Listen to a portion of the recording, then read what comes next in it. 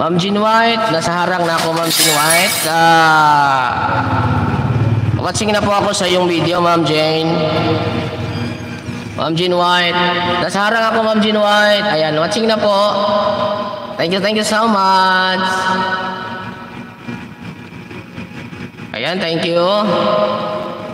Nasa harang po, Ma'am Jane. Thank you so much, Ma'am Jean White.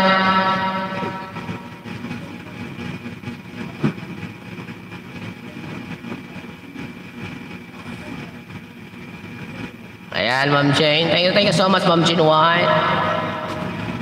I love my friends. Yes, we love you too, Ma'am Inpa.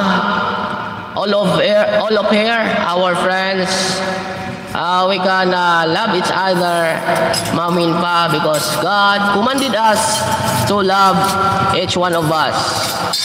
You know, Jesus said, love one another as I love the church. Sabi ni Jesus, mga kapatid. And that is the commandment of our Lord Jesus Christ, that we love each other, Ma'am Inpa, mga kapatid. That is the one of the commandment of Jesus Christ, mga kapatid. Paano ko ba ito sasabihin sa English? Ma'am Inpa, God, Jesus Christ commanded us to love each one of us, mga kapatid. Ma'am Inpa, Jesus Christ said to His word.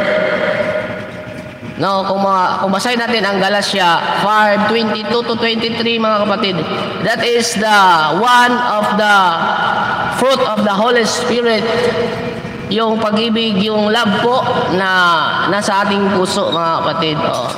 Kaya sinabi ni Jesus, that's why Jesus said, God is love. Di ba, mga kapatid? Ayan, dan harang, Ma'am Jane. Ayan, watching na ko, Ma'am Jane, Ayan. Watching na ko sa video mo, Ma'am Jane. Ayan. Alright. Christ Jesus, He loved us so much, mga kapatid. Sabi ng Bible, mga kapatid, love cover the multitude of sin. Ayan po ang ginamit ng ating Diyos.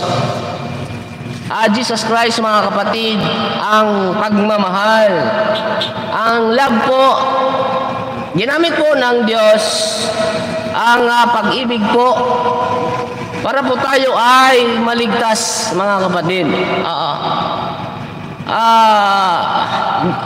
Sabi ng salita ng Diyos sa Ebanghelyo po ni Juan, ni San Juan 3:16.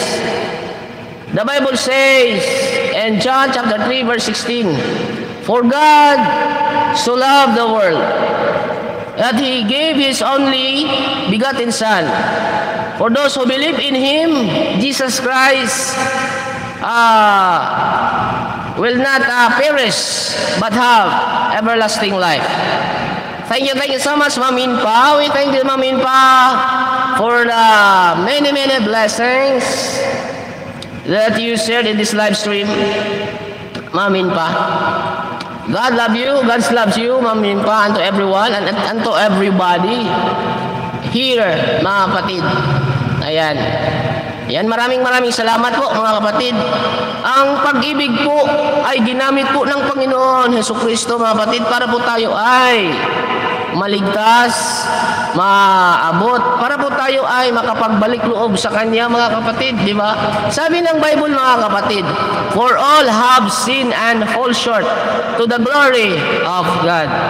Ayan, tayo po lahat daw ay makasalanan, mga kapatid. Dili ta ngayon takos na iya untang higugmaon, mga kapatid, tungkol sa atong pagkamakasasala. Pero the love of God, mga kapatid, ay pinupoured out po niya sa bawat isa sa atin, mga kapatid.